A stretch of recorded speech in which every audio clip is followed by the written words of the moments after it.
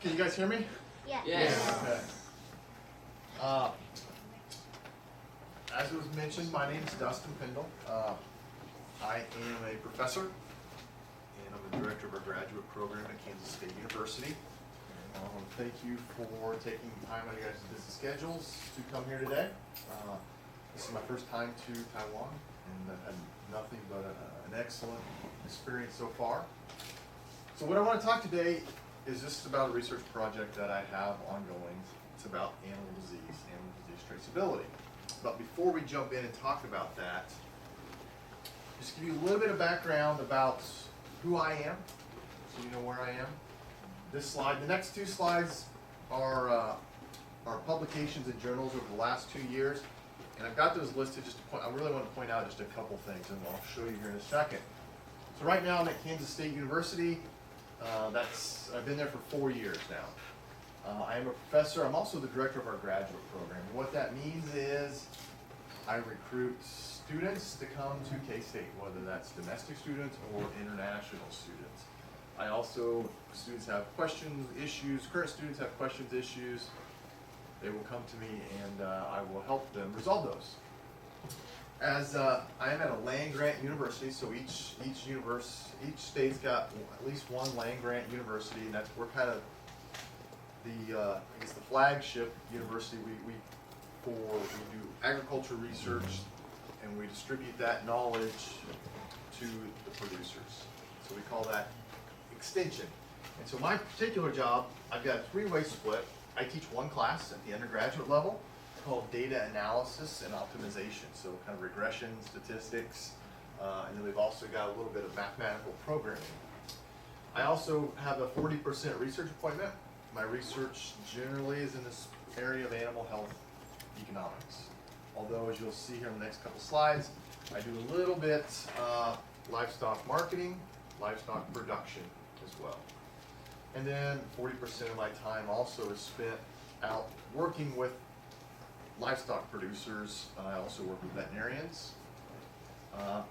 And I do other extension-related activities. I've got a weekly podcast with animal science and faculty over in veterinary medicine. Animal health economics is my main area. Before I moved to Kansas State 4 years ago, I spent 9 years at Colorado State University. So Colorado mountain regions, right up along the Rocky Mountains. Really nice area to live. I was an associate professor. I was also the director of the graduate program there at Colorado State. Again, recruiting students, helping students with their issues.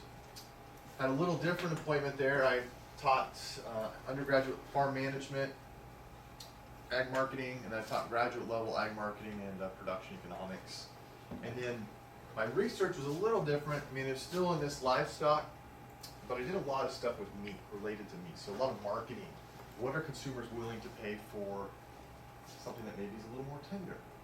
Or maybe products that come from an animal that was certified not to have a certain technology, or animal welfare issues. And so those are some of the things that I did when I was at Colorado State. Before that, I grew up in Illinois. Illinois, if you've ever heard of Chicago, I grew up a long ways from Chicago. It was about 4.5 hours by car. And I grew up rural, out in the country. We raised cattle, beef cows, and we also, every year, we would get 100 broiler chickens for meats, and we would process those there at the house. I have an undergraduate degree in ag business, and I also have an undergraduate degree in agronomy, or crop science. Got a master's of agribusiness at Southern Illinois University, which is actually near St. Louis, Missouri. And then, I guess I didn't put it on there anywhere, but I got a PhD in economics from Kansas State University, just like Kelly. In fact, we overlapped, I guess, 4 years when I was at Kansas State University. And so that's just a little bit about kind of my education, I guess, and experience. This slide and the next slide I've just put up here because I want to point out 2 things. So these are just all my publications and journal articles over the last 2 years. So the first one here, it's got a little asterisk, you'll notice. The asterisks indicate this is all done with a graduate student while they were in graduate school. Okay, so you'll see the next slide, it's the same thing. Most everything I've done in the last several years are with grad students. The other thing I want to point out is you just look at some of the titles. International trade implications of avian influenza. We've got economic impacts of avian influenza outbreak in egg-laying operations. Agribusiness value impacts of avian influenza. So there's a lot of animal health, but that's not the only thing I do. I've done a few other things. Here, just looking at contemporaneous and lag causal relationships among cattle markets using futures prices and things like that. So we do a lot of ag marketing in the livestock markets. Here, former students of mine, we were looking at doing some survival analysis. So we wanted to know, do farms that have insurance, do they actually last longer? And if they do last longer, how much longer do they stay in business? And what are some of those factors driving that?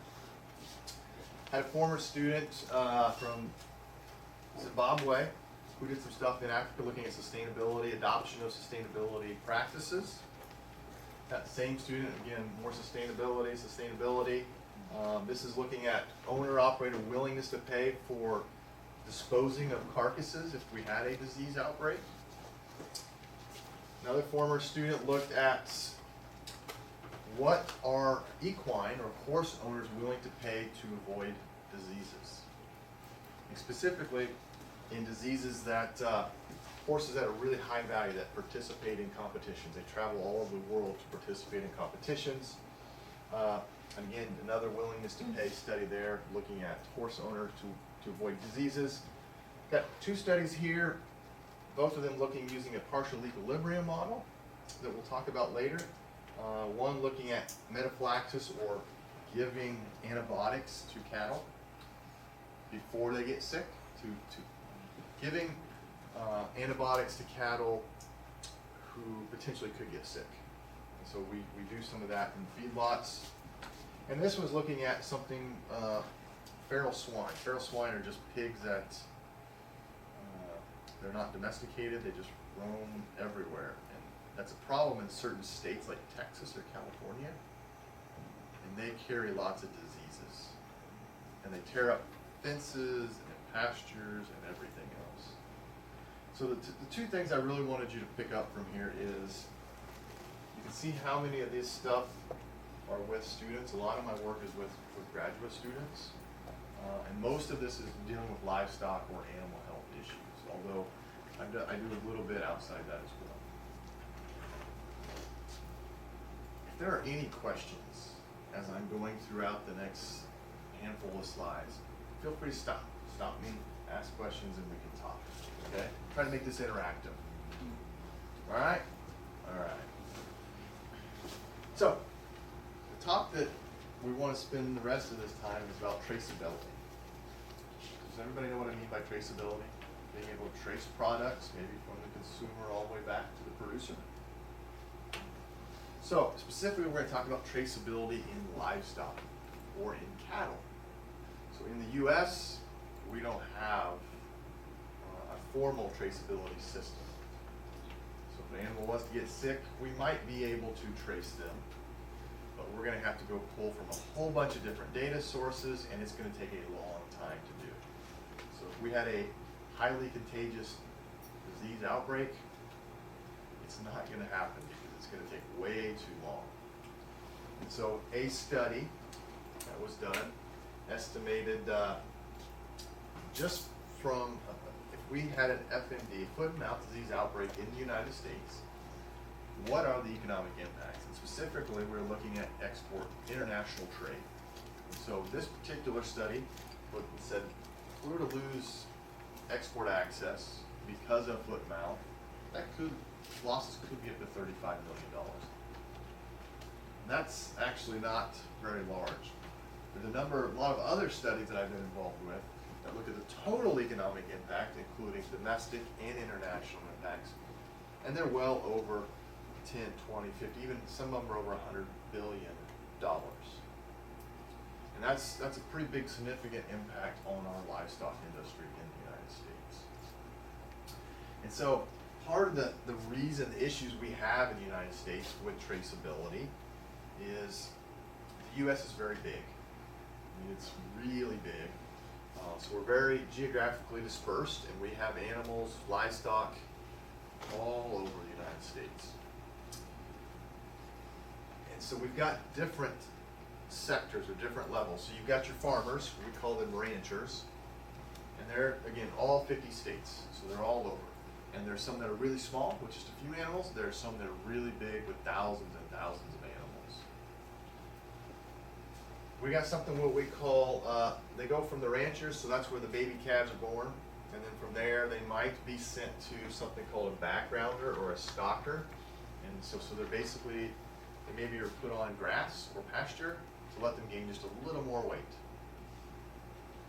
Once they're from here, they could be sent to a market, a livestock market, auction market.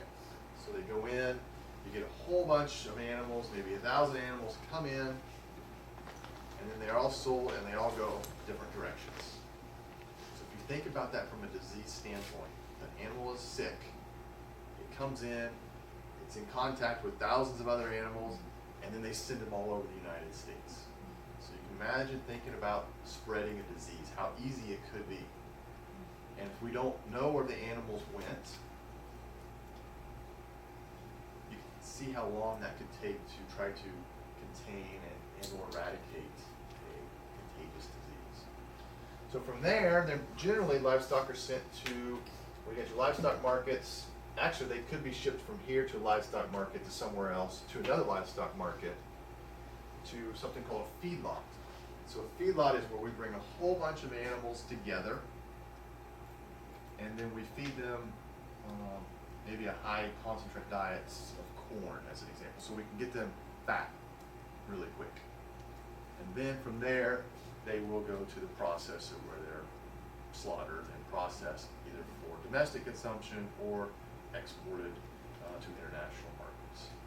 And so that's just a real quick overview of the cattle industry, the beef cattle industry in the United States. And so each calf that's born in a farm can change ownership or hands multiple times. Okay.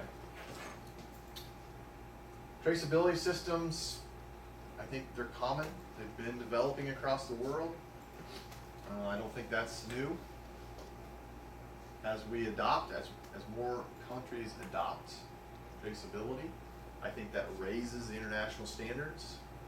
And as the world starts tracing and the United States is left behind and we decide we don't want to, I think that puts us, the United States, at a disadvantage.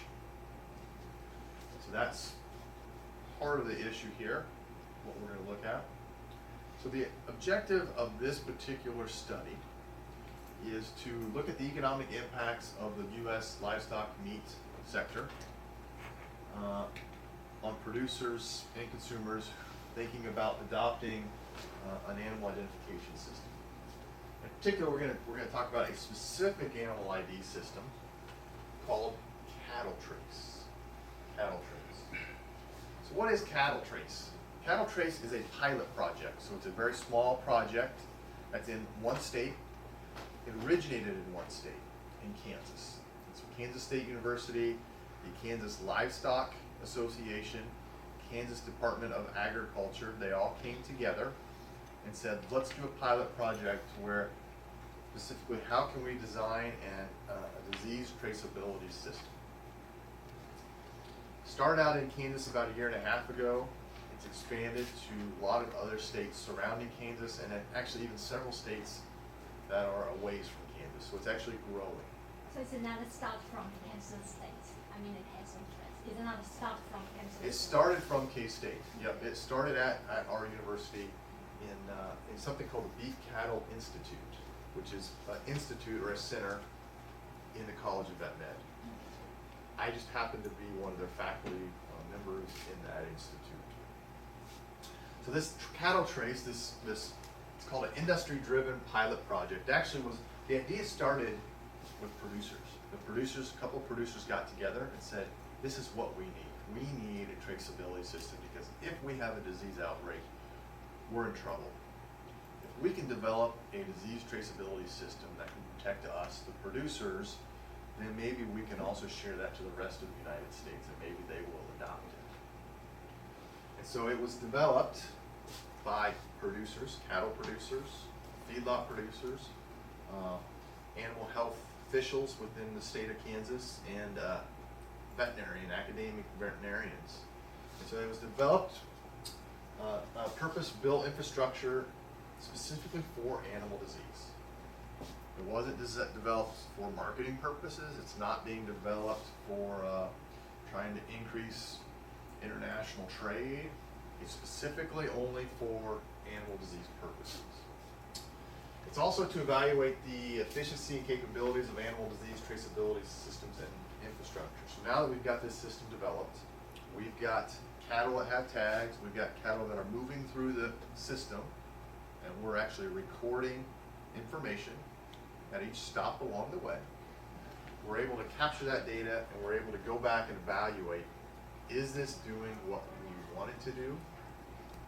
And if not, why not? What's the bottleneck? How can we modify, change it to make it better? And then the third thing right here, it says, and determine the value proposition of animal disease traceability system. So this first one was mostly animal health officials, veterinarians, and livestock producers. Second one are folks, that are data management, database management scientists, animal disease health officials, and then this last one would be the economists. That's what I guess our contribution to this particular project is. Yes? Any disadvantage of not doing this besides cost? Any advantage of not doing a traceability system? Yeah, I mean, there's cost would be one. You don't have to pay for an ear tag, although there's actually a lot of traceability in the United States. Some have ear tags, they're not electronic. They're, you just have to write out a 9-digit code by hand. And you can imagine, in the United States, when you have 100,000 cows at a feedlot and you're running them through, you don't have time to write down a 9-digit number, or a lot of errors happen. People write stuff down, then you gotta go to the computer and type it in. That could be one, I guess, advantage of not having it. Other advantages that people claim, cattle producers claim, is if you know where my cows have been, then you can tax me. That's another argument.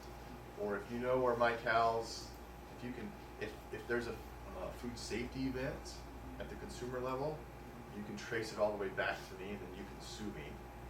That's another argument that people have made as well. Whether those are really true or not, probably not, because we can't trace animals from the grocery store all the way back to some of our packing plants, our processing plants, I mean, they'll process 6,000 to 7,000 cows per day. So every 10 seconds, they're slaughtering a cow. So they don't have time to track everything. They just can't. It's too costly. So do you need to put something on the cow? I mean, on the ear or? So what it is, it's a little button ear tag that's got, you just wand it, and then it sends signal, it sends it up to the satellites, and the satellites send it down to a database. So you can decide by yourself what kind of information you want. Well, I don't know if I could do it by myself, but they're designing the ear tags now that you can write on them, and not in the computer. So if I want to say I gave it a vaccination on this date of this much, I can do that. Or if it's born on this date, we weaned it at this many pounds on this date. That information then can be passed on to the next person if you wanted it to. Or you could keep that information for your own records to help make better management records. Can we sense the cow is happy or not? That I don't know. I'm not sure an ear tag can do that. At least we know that they are hungry or not. little from the sense from here. Yeah, in our farm, we also have the ear tag to the measurement the temperature and also GPS, and also we can measurement the lumen, how many the 反刍它的 frequency.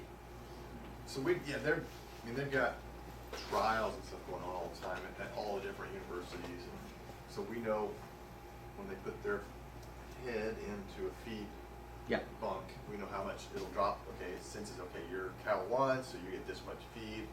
It'll weigh it before, it'll weigh it after, so they know exactly how much feed they ate. Temperature, I mean, those are all kinds of things that they can record, yes. There are other opportunities. So this program is designed disease purposes only. No other international trade, marketing, etc. However, we know there could be people who are entrepreneurs will exploit this and will try to add value, such as trying to open up global access. Hey, this brand, my line, my product is traceable all the way back to the producer. I can give you a picture of the farmer because you buy my product. That could create value, add value. Making a farm operation more efficient. Okay, I know these are all the cows that were bred to this bull. These calves were bred to this bull. These cows or these calves are a lot higher quality, so let's get rid of this bull. Let's try to find more of this bull to breed so we get higher quality. So kind of operational efficiency. Transparency, that's becoming very important with consumers in the U.S. Transparency, I want to know where my food comes from. And so there are a lot of opportunities, other opportunities that this particular traceability system is not designed to do, but we know somebody will take advantage of this. So the U.S. beef industry, I've actually already described it earlier, but normally we've got something, what we call seed stock. That's where our genetics are. That's where the top of the line genetics, that's where the bulls are bred, or that's where the producers will go buy the bulls if they want to have superior genetics. And so that's kind of where it starts, and from there then you go to cow-calf. I grew up on a cow-calf operation. So we had just a few cows. We had 20 cows. So we would breed those cows every year, have babies. Those calves, at a certain weight, a certain point in their life, we would wean them from their mothers.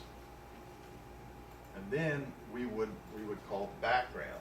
So we would feed them on grass away from their mothers just to get them a little bigger. Once they got to a certain weight, we would take them to the sale barn or the auction market, where you have buyers who come in, buy these calves, a whole bunch of calves, like semi-loads of calves, and they would ship them to a feed yard or a feedlot. And so some of the feedlots, the largest feedlot in Kansas has a one-time capacity of a little over 120,000 head. So you got feed yards that are 20, 30, 50, 100,000 head. They'll feed them, get them vaxxed, and they send them to the packer. So the total times is about 1 year? No, it's more than 1 year. From the time they're born to the time they're slaughtered can be, it depends a lot, but normally it's probably going to be 13, 14, 15 months. If it's grass-fed, if you skip this stage, you do grass-fed, it can be a lot longer. And it also depends on at what weight you sell these calves. You sell them, right now they're weighing, pushing 1,400 pounds when they go into a packing plant. But it also depends upon the price. It depends on the price of corn, the inputs, depends upon the output price. And so the prices dictate a lot of this, which then are sent signals all the way back down to the cow-calf producer. It's a very interesting market, or very interesting industry, because prices will swing one way or the other, and that has an impact down the entire chain. Once it leaves the packer, then it can go a variety of ways. It goes to wholesaler distributors. They distribute it to schools, restaurants. About 30%, 35% of U.S. beef goes through schools. A lot goes to grocery stores, retail markets.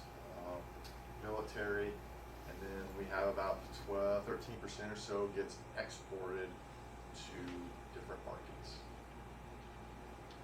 When you talk about the school, means Yep. School restaurant? Not school colleges, yeah. So it could be colleges as an example. So 3 weeks ago, we had about 6 university people who run the dining services at universities come, and we talked about different issues within actually this entire supply chain, antibiotics, welfare, etc. And so some of these schools that were represented, they feed 20 to 25,000 students per day. And so it's these were big universities. Another area that we also had individuals come in from the dining services were hospitals. Hospitals is again another growing area that starting to invest in high protein, or high quality protein products.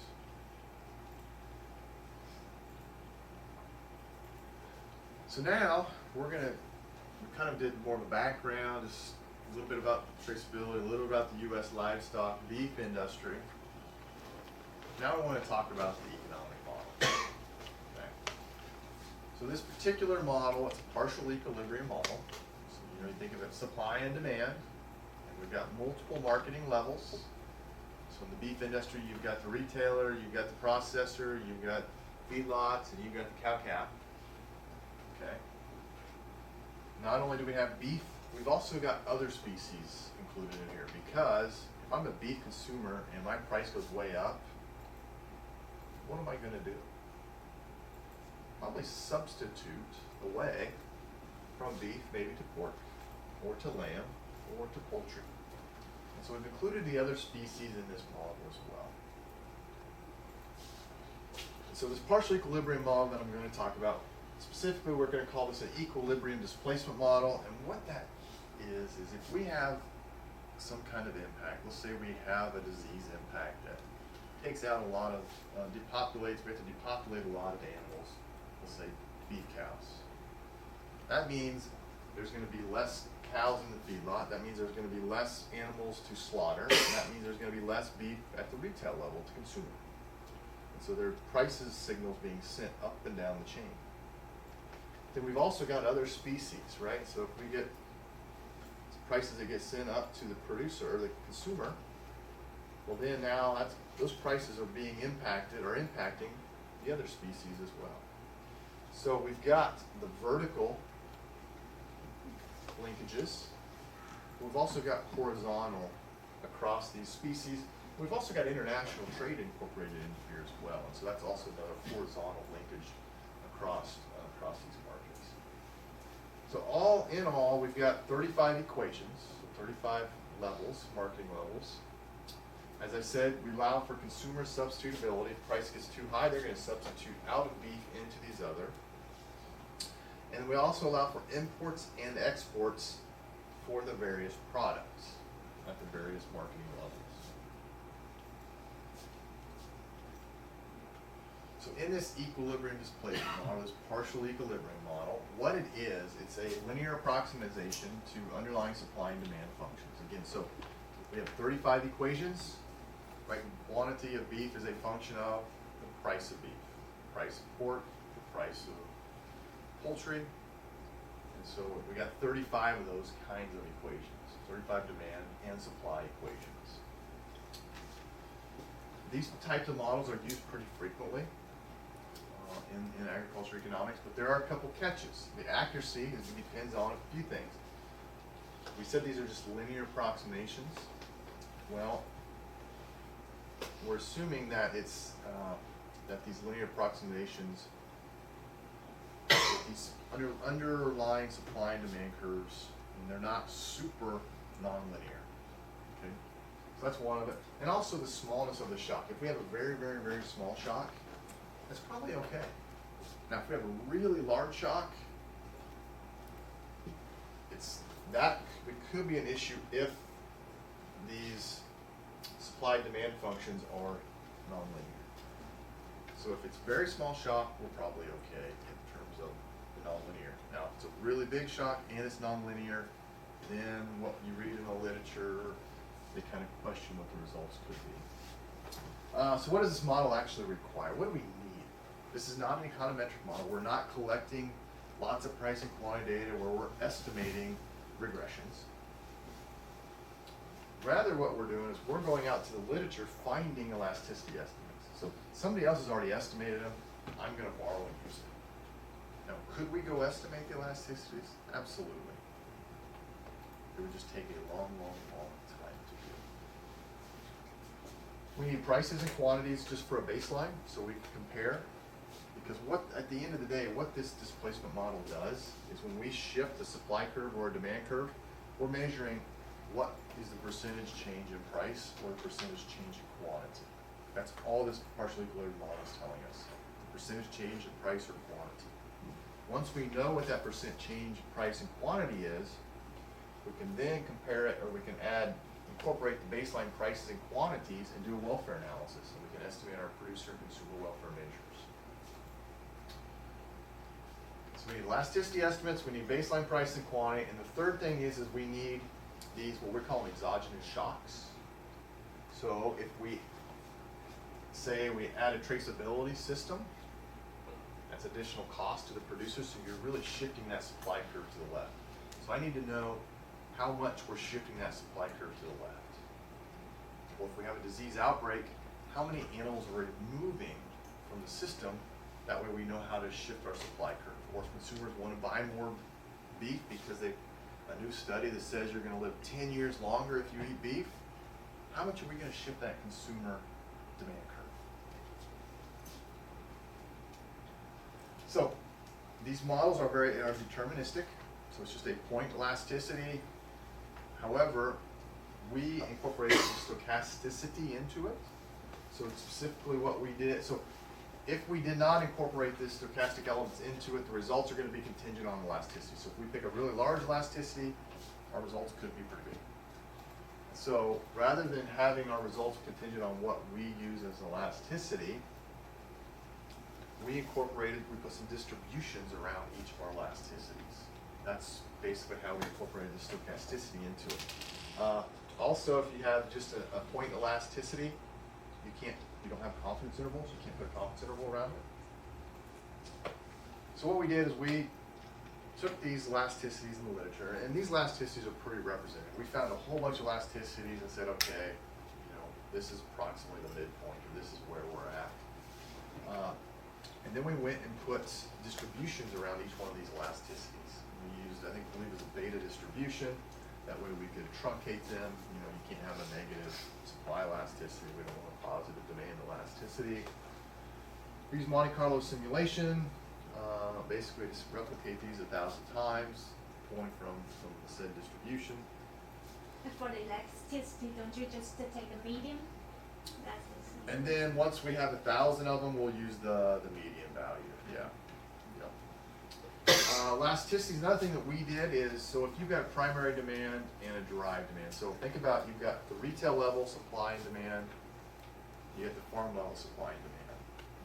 There's been some studies that say those are correlated.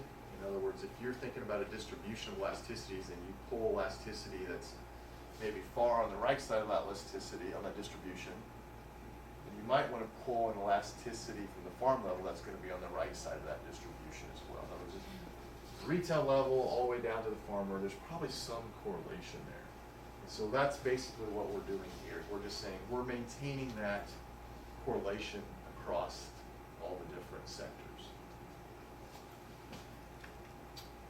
We do this over a 10-year supply, so we found a short-run elasticity. We found a long-run elasticity. So that's year 1, year 10. And then we've got a formula that we basically were able to calculate year 2, year 3, year 4, year 5, all the way through year 10.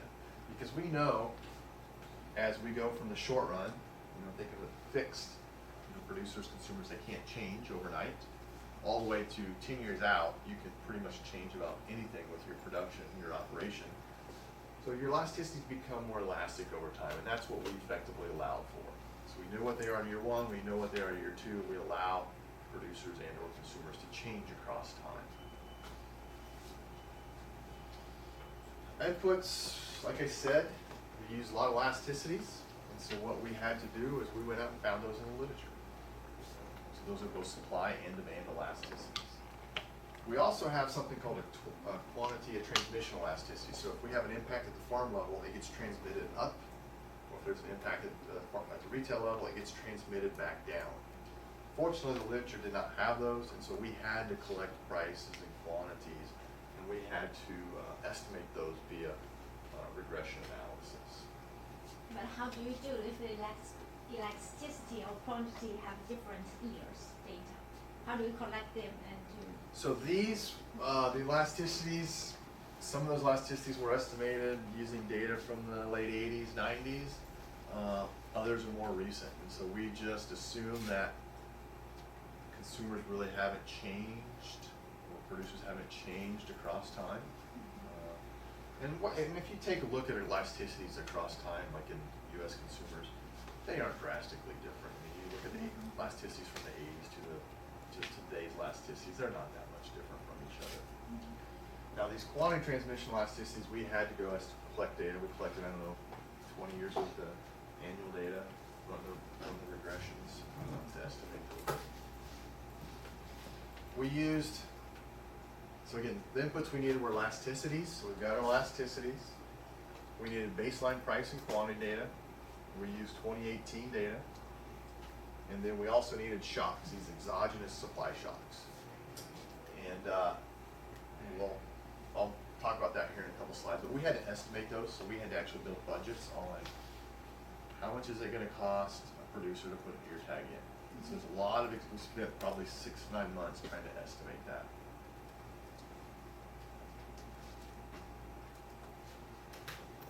So what we did is, for today's purposes, we looked at 4 scenarios. The first scenario we looked at was, what happens if we have this traceability system where everybody participates, and so everybody has to pay the costs for the ear tag, but there are no benefits. There's no disease outbreak, there's no people want to buy more beef, whether it's domestic consumers or whether it's international consumers, so it's basically all costs. What are the economic impacts of a disease traceability that are only costs? Second one, back in September of 2018, the federal government came out and said, we're going to switch from plastic ear tags to electronic ear tags. And we're going to do a cost share with producers. Producers got to pay 1/3 of the costs, the state government will pay 1/3 of the cost, and the federal government will pay 1/3 of the costs. This is a fact.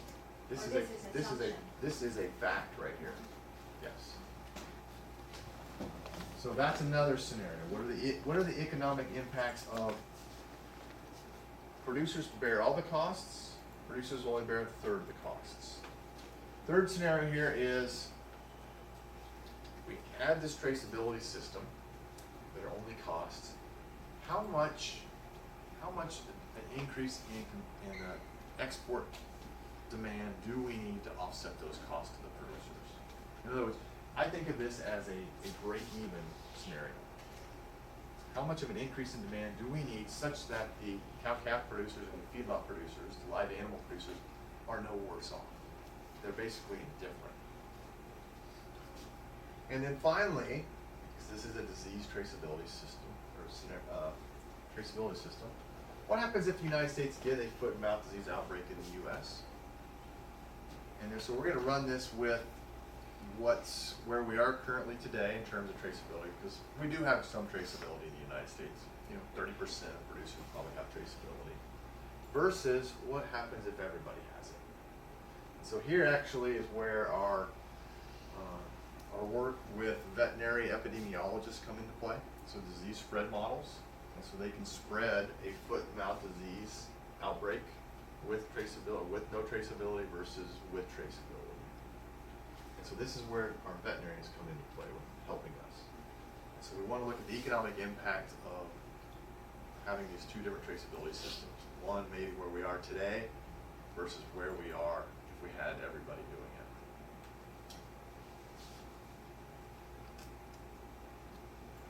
So we said we spent a lot of time trying to calculate costs.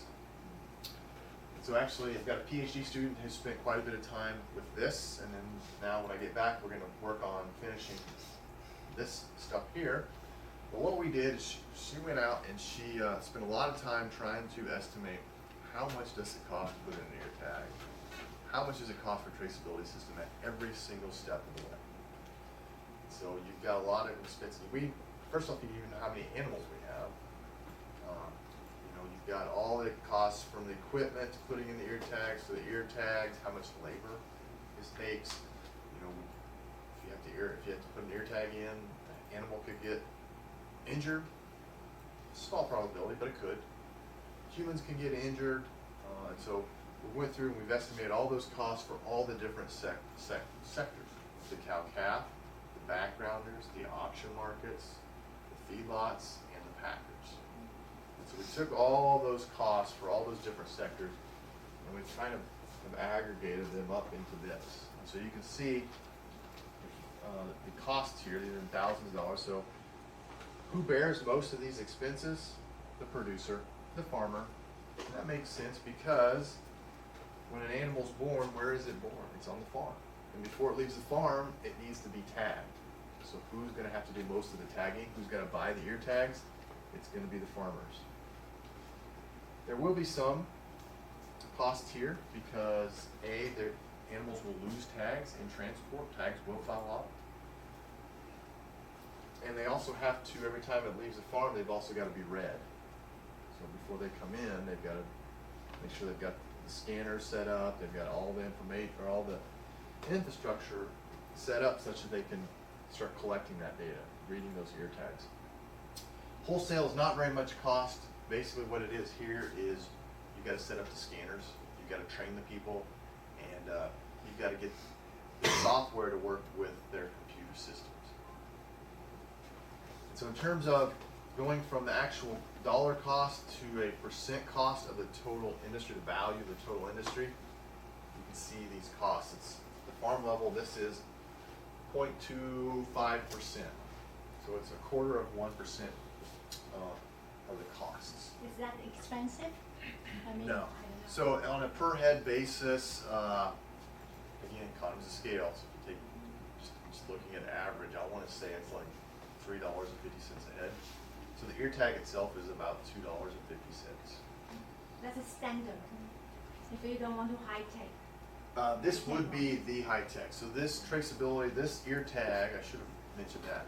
This is an electronic ear tag, and it's what we call the ultra high frequency. So I don't know if in the U.S. we've got tollways where you're driving your car down the interstate and you can run 70 miles an hour and it records your license plate and all that information. It's because it's got a little chip in your car. That's the same technology here.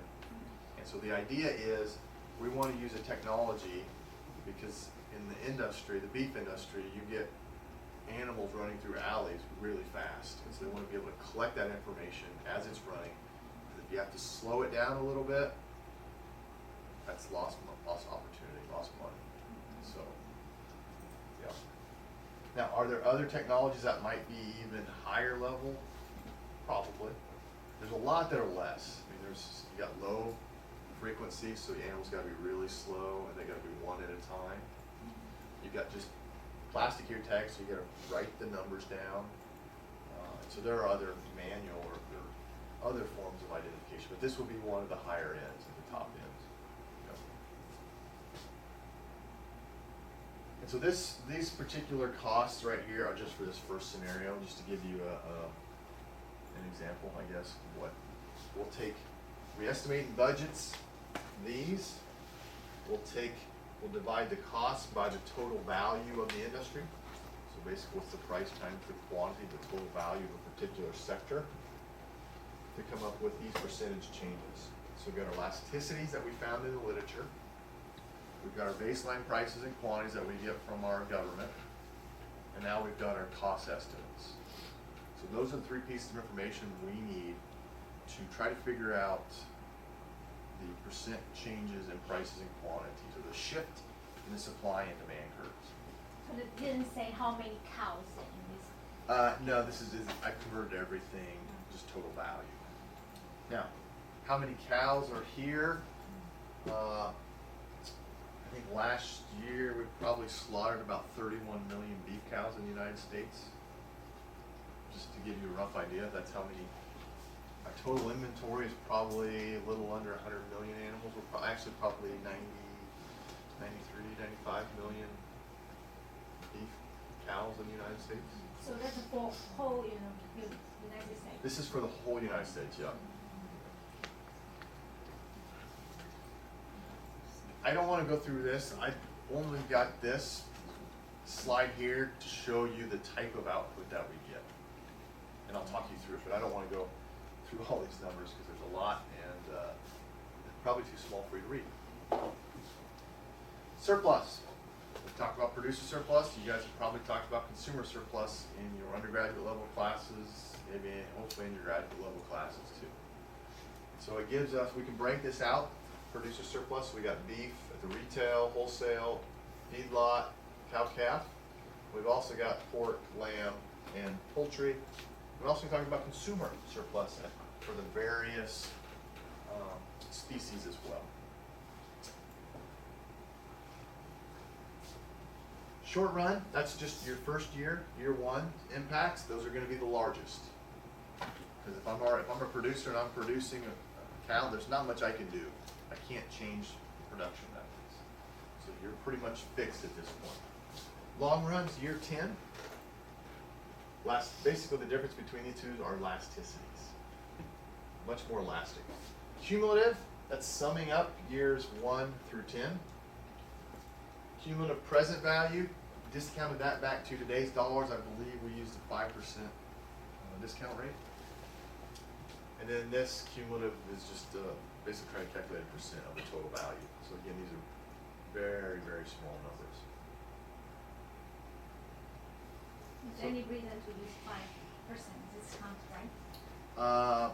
Probably just looking at what the average interest rate was in the U.S. In other words, the idea is, if I'm a producer or a consumer, if I don't want to purchase or buy cow or a ear tag or anything like that, I could take my money and go elsewhere to the stock market or something. And we're just using what we can borrow, money at what we can borrow it from the banks. So now basically I've taken all of this data for all those scenarios and I put it together in figures. Much easier to see. So cost only. So again, got to put the ear tag, but there's no benefits. So we say, hey, you guys have to participate in this, but you're not getting any benefits, it's only cost. What are the impacts to the producers? This is what they care about, producers. They don't necessarily see the other side. So cost only, we're talking a little over $2 billion in terms of welfare. So the actual physical costs are only what, 160 million dollars, but that's not taking into account all the changes in prices and quantities across the supply chain, right? We could have consumers that stop consuming beef because if we shift the supply curve at the farm level, prices are going up, but that's also price of beef to me, the final consumer, is going up. So what am I going to do? I'm going to switch out and eat pork or chicken or poultry. And so when I do that, I'm shifting the drive demand curve for beef to the packer, which is going to decrease the drive demand for cows coming out of the feedlot. He's going to have a decline in drive demand for cows at the farm level. So basically what we're saying is we're shifting or lowering the prices at the farm level. And so we allow for all those movements of primary and derived demand and supply curves. So you assume that cross elasticity between the beef and the pork and the poultry? So those again are elasticities that we found that people have estimated econometrically in the literature. So we've used cross price elasticities between all the commodities. So here's the cost only. So it's a little over $2.2 billion. So again, sizable impact. Now what are the actual costs to the producers? I think we saw that a few slides back, and that's about $156 million. But there are other impacts beyond just those costs because we have changes in prices, market prices. Also, as we shift our supply curve and price it goes up in the U.S., now all of a sudden it becomes more expensive for us to ship to export markets. So we have less demand for export beef, and we export 13–14% of beef. I believe I've seen some numbers that for every cow we produce in the United States, $300 of that cow is contributed to export. So we export quite a bit. The value that we export helps producers quite a bit. So again, that would be incorporated in here as well. So the other scenario was when the government came out and said we want to do a third cost share. We'll pay for it, the federal government will pay for a third, the states will pay for a third, producers pay for a third. You can notice the impact now. We're talking less than $1 billion, probably in the tune of almost three quarters of $1 billion, $750 million. So this, when the federal government announced that we would like to do a third, this is what ultimately what they're thinking about at the end of the day. They want to try to reduce that impact, that negative impact on producers. Because what happens when they say, hey, we want a traceability system, you've got to pay for it, producers don't like that. They get angry, as you can probably guess. And they become vocal.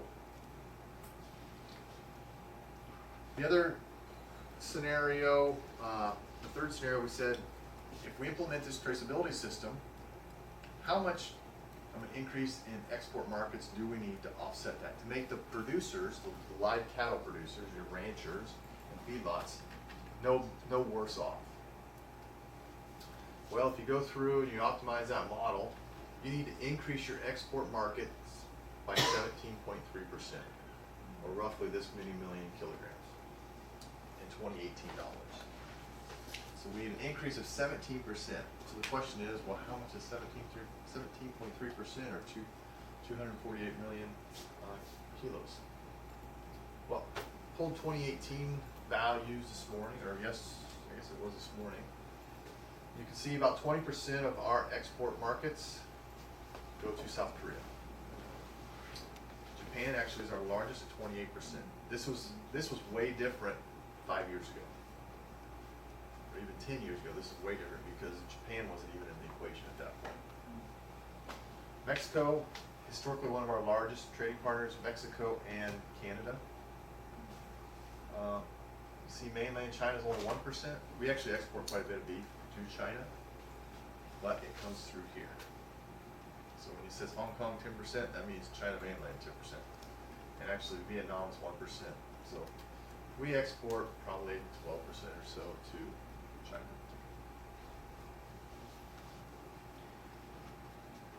Finally, the last scenario is foot and mouth disease. If we have a disease outbreak, we ran the model. What happens with the current level of traceability versus we run the model again.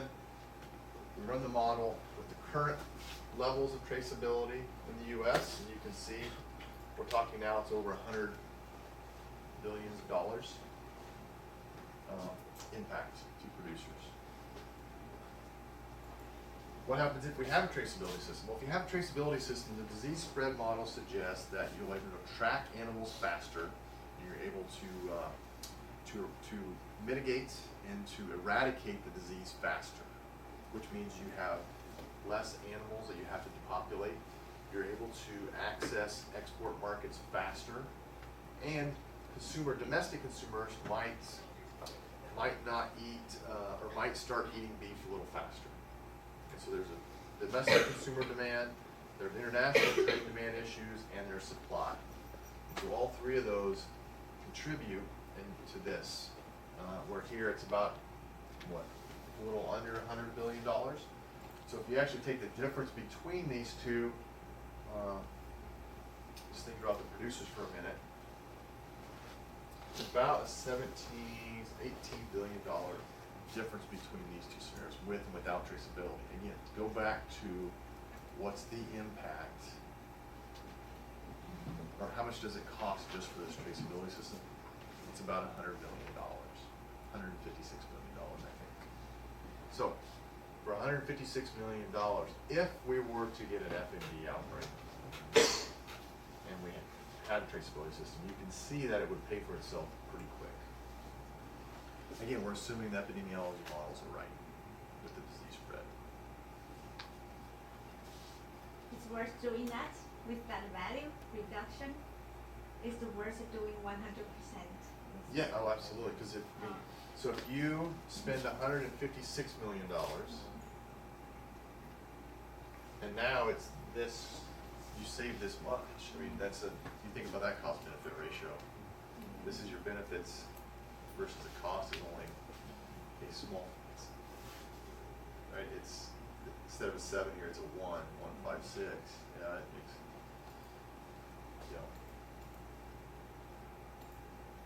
So this is basically just summarizing. In conclusion, if adoption costs occur, again, all costs, no benefits.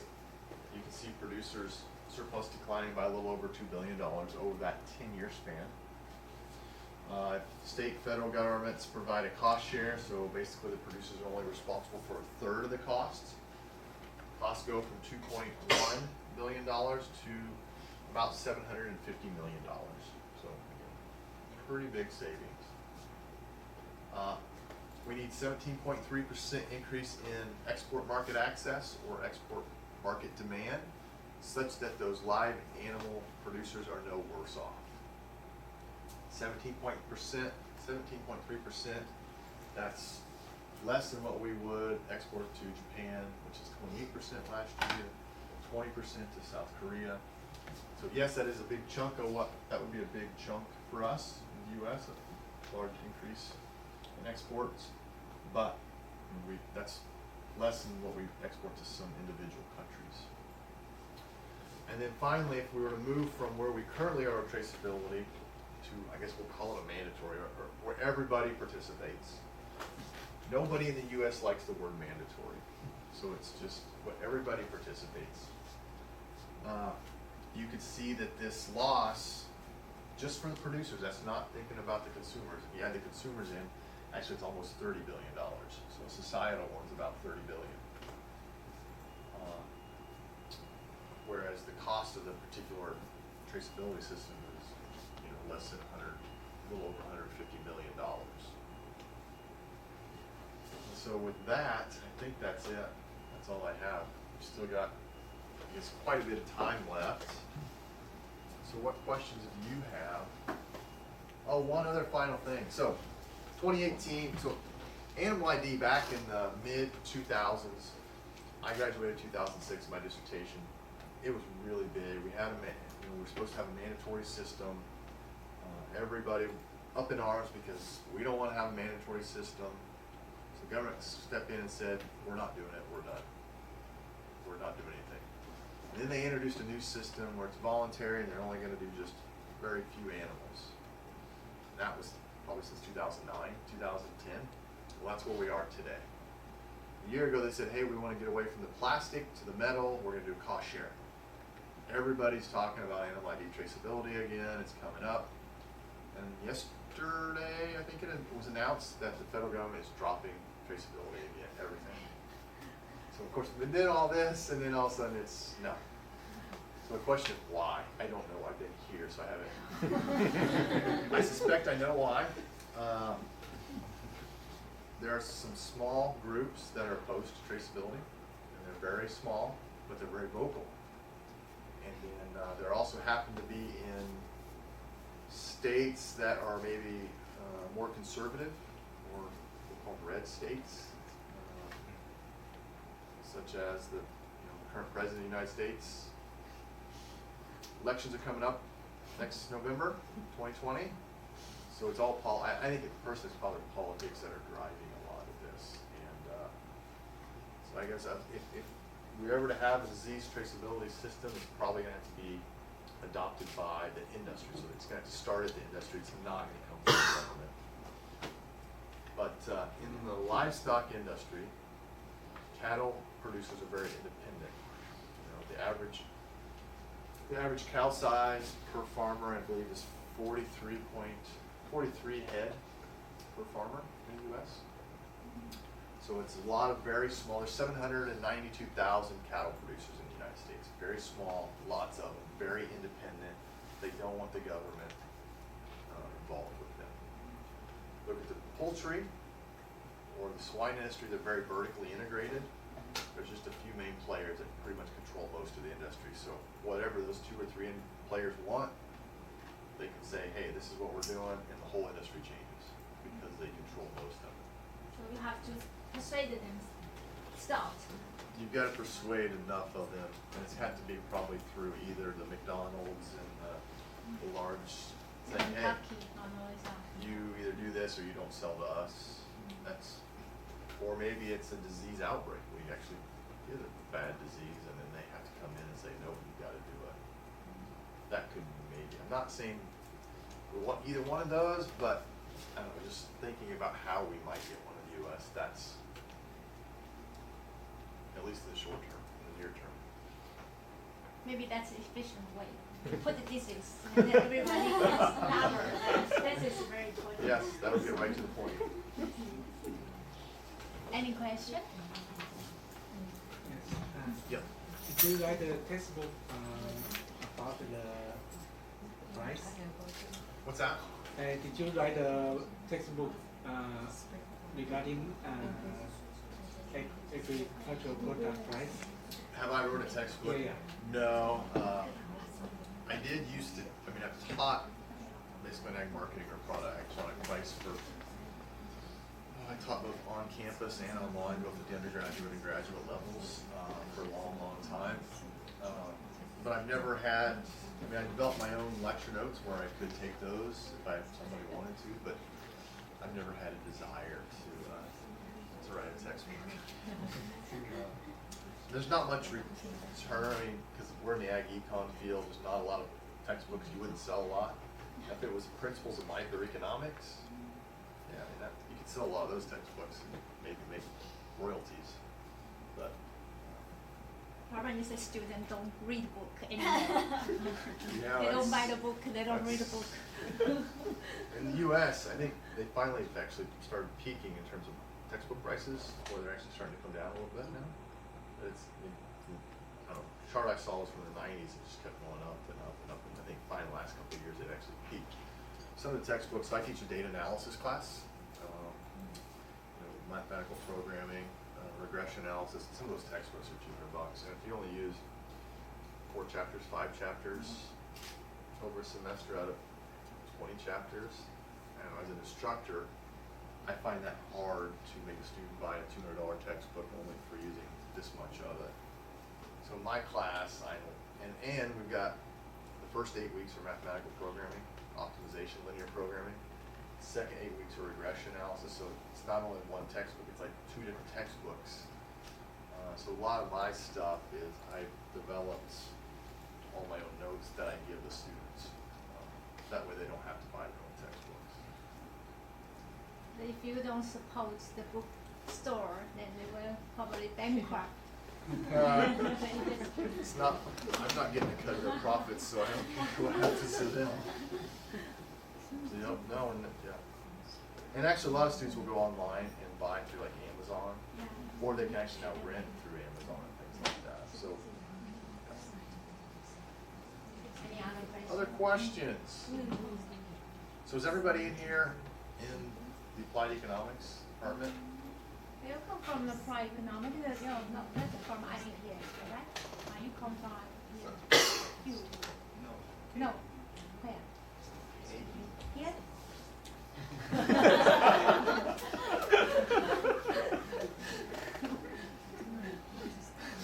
How many in here are graduate students? They are graduate students. They are undergraduate students. So, so we got some undergraduate students? You 3? Or more? Oh, we got some back here? Yeah. All right. You guys thinking about graduate school? Maybe? Maybe? Okay. Well, I'm the director of the graduate program, so I'd be happy to talk to you. Happy to talk to you about it. So of the graduate students in here, how many are in the PhD program? 因为you will see them tomorrow again. Yeah, I'll see you guys. And we're going to spend a lot of time going over some of the methods. And we're going to go real basic, all the way back to just a basic supply and demand graph, and we'll just step you all the way through how we get to an equation and what an equation looks like. And it's very simple. I mean, these types of models are very, very simple. And I'll show you. Actually, this particular model right here that we had today, 35 by 35 matrix of elasticities, exogenous shocks. That's it. So everything actually has been done in Excel. And I built a whole bunch of these kinds of models for different funding agencies. And some are in Excel, some can be in R, but it's just matrix algebra at the end of the day. Yes? I just encouraged about in the US, after doing this economic analysis, will you help or teach the farmer to do what they can do, or give them some information? So yeah, so this actually project is being funded by Kansas Department of Agriculture. Specifically, this is more of what I would say is an extension project. I mean, it's got research component to it. So we've got a student working on it. We'll get it done, try to publish it. But then we actually here, 23 days, we've got a big, 170 producers are coming. And we're going to actually talk through all of this with the producers on where the costs are coming from, how expensive it could be if they adopt it, how much more expensive it could be if they don't adopt it if we get a disease outbreak. But how do you actually put it in the ear tag? No, that's not. I'm just working with the dollars. And so we'll talk through all the possible costs, potential ramifications with and without disease traceability. But yeah, no, that's, like I said, 23 days from now we're meeting with, they're expecting about 170 producers from all over the country to come, and we're going to present a modified version of this presentation. Do you meet them personally, or? We actually have worked with producers to come up with the budget, because we had to run our numbers by producers to make sure that our numbers are in line with what's being experienced in the industry. Yeah. We also had to work with the tag manufacturer that makes the tags. So we had to know what it cost to buy a tag, the readers, the special readers, how much those cost. And so we had to work with a number of different folks to come up with budgets. But in terms of the partial equilibrium model, that was just economists doing that. Does government take this conclusion into account and decide to, I mean, in the future? I would like to hope they would, but it's an election year next year. So I think personally, everything is Wait. politics. Yeah, correct. Yeah. But I would Select like. us. Sorry. I would like to think that once we get this done, and they can, and hopefully we can convince some of the producers, hey, this are the potential impacts. But again, we haven't had a foot and mouth disease outbreak since 1929, and so some of them might think, oh, we're never going to get it. Yeah. So if we're never going to have a disease traceback, it's all cost. There's no benefits. So really what we need to do is figure out the probability of having a foot and mouth disease outbreak, multiply those welfare measures by those probability of the expected value. That's what would be nice, but I have no clue what the probability is. I'm sure they're very, very small, but. Dustin, Yeah. I have a couple of questions. From what you just said, that the cattle or beef industry is not doing this, right? They will stop. Yeah. Because of the political reason. Not all of them will. I mean, some of them are going to continue doing it because that's what they're already doing. I mean, there's probably a third or there's a certain percentage of producers are already doing it, and they're going to continue doing it because there are certain programs where they might be making a little extra premium to do it because then they can sell that product to Japan or into various programs. But the other three meat industry that you mentioned here, they have adopted because there are some concentration on the producers. So, I don't know if they have explicitly adopted like a formal traceability system, but I have visited several packing plants, pork packing plants, where I said, you know, we want to know about traceability, and they pull up a sheet and they say, okay, that load that's coming in right there, that semi-load, that comes from this farm, this is a picture of the manager, this is the diet they were fed, because there's only a few big players. You're absolutely right. So Well, those are still using, right? they could trace their products, yeah. Do the importers, international foreign importers demand that? They say sometimes, I think they say they do, but they still will import our products. At least from on the beef side, because we are exporting, you know, 240 million kilograms. So I think it's a couple things. A, we produce a very high quality product, a lot different than some countries like Australia, maybe Brazil, where it's more grass fed. Ours are green finished, so we got high marbling. I think part of that is case. Another part of it is in the U.S. we don't eat a lot of the offal, so the heart, livers. There's a lot of product we won't touch, so it's very, very cheap. And so I think because it's so cheap that they will import it. Other countries will import those various products. No, But but I've heard from, I've heard that when we're talking about negotiation, the trade negotiation with various countries, one of the arguments was you guys don't have traceability. So they'll bring it up as an excuse. Now whether it's political or if it actually is a sanitary, photosanitary issue, I don't know. well, I think it's the importers from different countries, they would probably use it as like a quality guarantee of assurance. Yeah, you could. No, you're absolutely right. They could. They could demand that, or otherwise they can negotiate. And if they don't, then let's say we're going to go somewhere else. You're right, they could. Now, when we export to Europe, which we don't export very much, I know there's certain The EU has a very strict. right, and so I think you got to have some kind of traceability. Right, we do export some. That's got to have traceability because it's hormone free and some other.